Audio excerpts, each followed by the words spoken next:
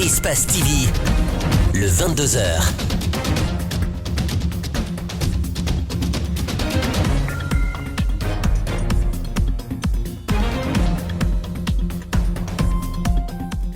Bonsoir à tous et merci de nous choisir pour vous informer. Bienvenue dans ce 22h. Dans un instant, le sommaire. Le président burkinabé est arrivé ce jeudi en Guinée. Il s'agit d'une visite d'amitié et de travail qui va durer 48 heures. Il est prévu que le président Alpha Condé et son hôte se rendent sur les sites de Kaleta et de Souapiti. Ce jeudi, ils étaient du côté du port autonome de Conakry, mais aussi à la Blue Zone de Kaloum. Des accords seront aussi signés. Faible taux de réussite aux examens cette année, le SLEG répond aux accusations. Le syndicat national de l'éducation a rappelé les nombreuses grèves déclenchées par Aboubakar Souma. Ce dernier rejette toute responsabilité et estime plutôt que le militantisme et le favoritisme sont les causes fondamentales de cet échec. À l'approche de la fête de Tabaski, c'est la ruée vers l'intérieur du pays où beaucoup préfèrent passer la fête, mais justement, cette forte mobilisation entraîne des soucis, le manque de véhicules ou la hausse du coût du transport. À suivre le reportage de Al-Gassimou Yaliba.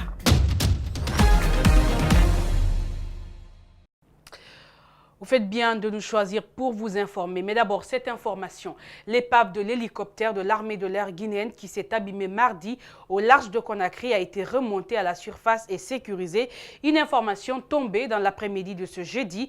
Le ministère d'État chargé de la Défense nationale annonce un mort, le seul corps retrouvé et un porté disparu. Les recherches se poursuivent. Sur sa page Facebook, Aladji Selou Camara, directeur de l'information et des relations publiques des armées, a fait part des condoléances de Dr Mohamed Diané aux familles éplorées, au président de la République et aux forces chefs des armées, aux forces de défense et de sécurité ainsi qu'au peuple de Guinée, sans pour autant préciser l'identité du corps retrouvé. Le président burkinabé est à Conakry depuis ce jeudi matin. C'est dans le cadre d'une visite d'amitié et de travail qui va durer 48 heures. Au cours de ces 2 jours, le président Roch-Marc Christian Kaboré effectuera une visite sur plusieurs sites. Le président Alpha Condé et son hôte se rendront demain sur les sites de Kaleta et de Souapiti. Déjà ce jeudi, les 2 chefs d'État ont visité le port autonome. Ils se sont aussi rendus à la Blue Zone de Kaloum. Djibril Ba commente les images d'Aboubacar Din Kamara. Roch-Marc Christian Kaboré, accueilli dès sa descente de l'avion par son homologue Alpha Condé. Marc est à Conakry pour matérialiser une coopération sud-sud, mais aussi s'enquérir des réalités du développement de la Guinée. Après l'aéroport, les 2 chefs d'État sont allés à la Blue Zone de Kaloum, un tour qui a son sens particulier. Ici, l'hôte d'Alpha Condé a découvert les installations du groupe Bolloré. C'est un bel exemple de coopération avec le groupe Bolloré et nous ne manquerons pas, à l'instar de cet exemple qui fonctionne sur la base d'énergie, je dirais, renouvelables, qui sont des énergies solaires avec des batteries qui permettent de stocker l'énergie. Le président burkinabé séduit, il souhaite même signer des accords dans le domaine portuaire et culturel avec la Guinée. Le port de Conakry puisse servir comme base également pour une ville comme Bobo-Dioulasso dans notre pays, au Burkina Faso, parce que Conakry et Bobo se situent à peu près à 600 km, ce qui permettrait de gagner également dans le transport et dans l'efficacité. On peut aménager un port sec pour eux à Sigiri. Ils n'auront pas besoin de venir ici. Ils pourront même s'approvisionner en carburant là-bas. C'est ce que j'ai voulu montrer à mon hôte.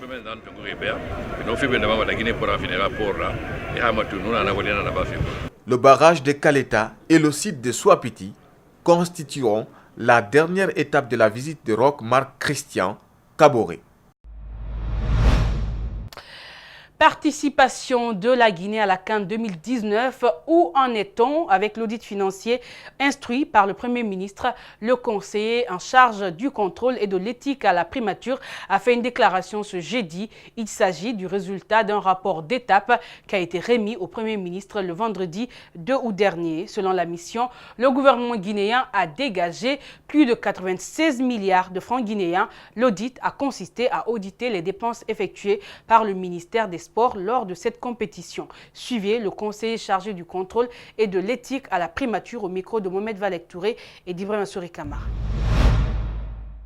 Les diligences de la mission ont consisté à examiner les dépenses sur le regroupement des joueurs et encadreurs depuis leurs différents clubs jusqu'à Conakry et de Conakry à Marrakech au Maroc. Le transport des joueurs, encadreurs, officiels et supporters de Conakry au lieu des compétitions. L'hébergement et la restauration des officiels et supporters à Alexandrie et au Caire. Et la couverture médiatique et les droits de diffusion. Pour des raisons de regroupement des interlocuteurs, notamment de la Fédération guinéenne de football et du ministère des Sports, la mission a démarré le 19 juillet 2019. À date, l'évolution de la mission d'audit se présente comme suit.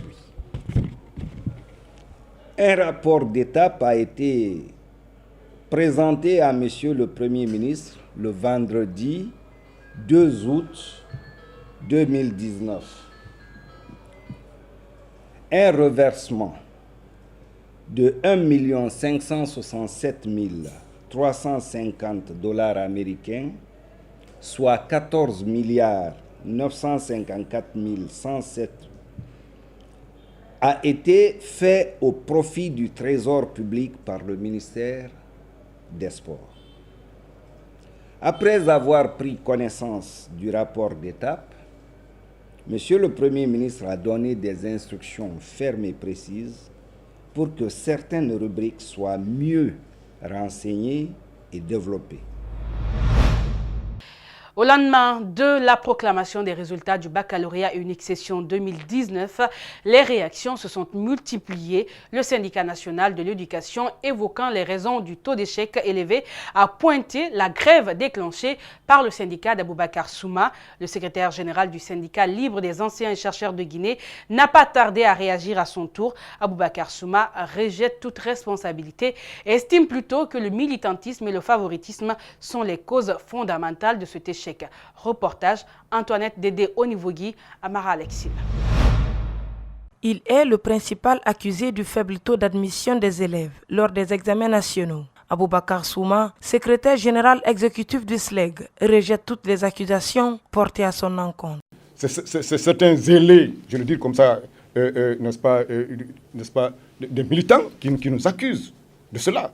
Sinon, la population, elle ne peut pas nous accuser, les élèves ne peuvent pas nous accuser.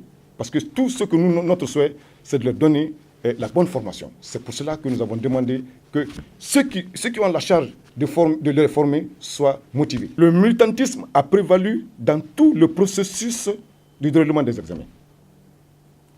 Depuis le choix des sujets, le choix des surveillants, le choix des correcteurs, le choix des superviseurs, tous ce sont les militants du RPG.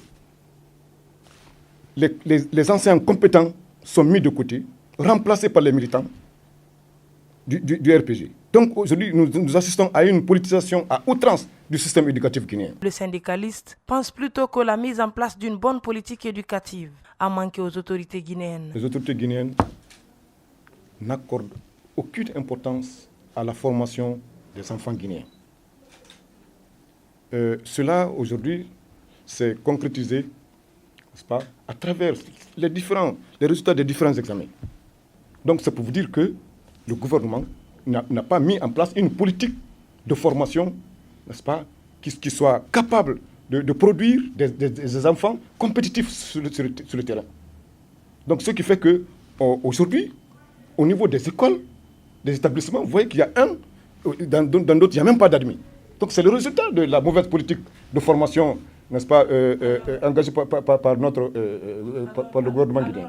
Plus loin, Aboubacar Souma dit ne pas être satisfait du recensement déclenché par Dr Banobari.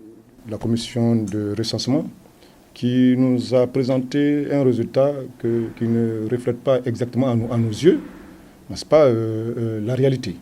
Puisque tous les résultats, n'est-ce pas, les rapports qui ont été déposés par nos agents recenseurs, n'est-ce pas, concernant les décédés, concernant les abandons, les abandons et puis les malades, nous avons constaté qu'il y a une diminution, n'est-ce pas, considérable de ces chiffres. En tout cas, le SLEG reste droit dans ses bottes et se dit toujours prêt à revendiquer ses droits jusqu'à l'amélioration des conditions de vie de travail du corps enseignant. Plus loin, Aboubakar Souma a aussi énuméré d'autres causes de cet échec qualifié par certains de catastrophe nationale. Le secrétaire général du SLEG est au micro d'Antoinette Dédé Onivogui. En cause, je dis que le calendrier réaménagé n'a pas été respecté par le département. On devait continuer les cours parce que vous savez, ils ont toujours menti au peuple, ils ont toujours menti à l'opinion nationale et internationale que pendant la grève, les cours, n'est-ce pas, ont toujours bien continué. Les télévisions nationales ont exhibé les photos d'une seule salle, n'est-ce pas, où ils ont regroupé les élèves, n'est-ce pas, d'un établissement dans une seule salle qu'on exhibait à la face de l'opinion que les cours se tenaient très bien. Donc, on n'a pas accusé le SLEG. Ils ont déclaré haut et fort que les cours se tenaient très bien. Un autre aspect, la formulation des sujets n'est pas conforme à l'enseignement reçu par nos enfants. Ils se sont inspirés n'est-ce pas, de l'exemple des sujets de la Côte d'Ivoire, du Sénégal, la manière de formuler ces sujets. Les enfants n'ont pas une bonne appréhension des sujets. Donc, ils ne peuvent pas comprendre de cette manière parce que ça n'a pas été enseigné. Et qu'est-ce qu'il faut comprendre aussi? Il faut comprendre que le gouvernement, dans l'objectif, n'est-ce pas, de mettre de côté les universités privées, comme ils l'ont dit, ils ont déclaré, n'est-ce pas, précédemment, ils ont déclaré qu'il n'y a plus d'orientation vers les écoles, vers les universités privées, donc dans 3 ans. Donc, ils sont dans cette optique-là, et chaque année, les pourcentages ne font que régresser parce qu'ils ne veulent pas que le surplus soit orienté dans les universités privées. Donc, au lieu que le bac soit un examen, mais c'est plutôt un concours.